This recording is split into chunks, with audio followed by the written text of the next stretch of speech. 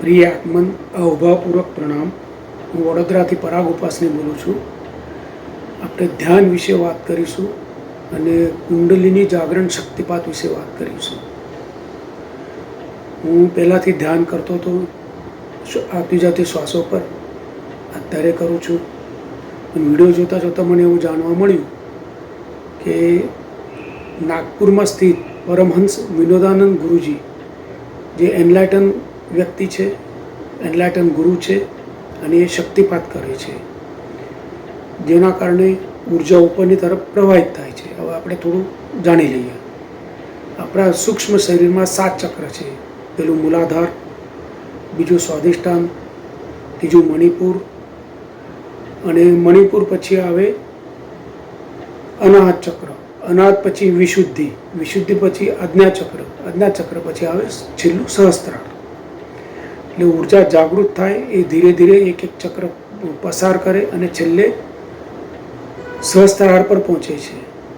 આ રીતની આપણી યોગની સિસ્ટમ છે. જ્યાં જ્યાંથી ઉર્જા પસાર થાય એ ચક્ર ખીલતું જાય.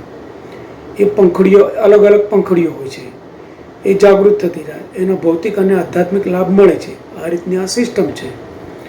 એટલે મેં ગુરુજીનો કોન્ટેક્ટ કર્યો, ગુરુજીને ફોન કર્યો, એમને કીધેલી દક્ષિણા જમા કરી અને ઓનલાઈન શક્તિપાતનો સમય લીધો.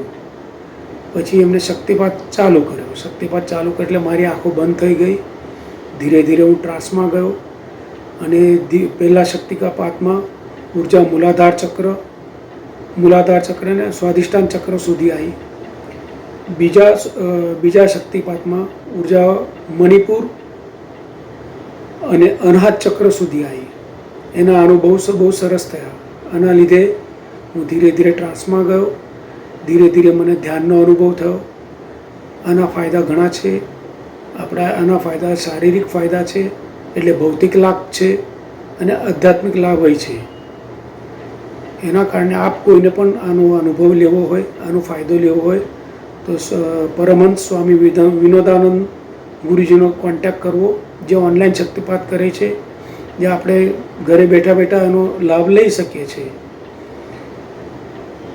તેથી આપણે આનો જોઈએ એ પ્રમાણે લાભ લઈ શકીએ.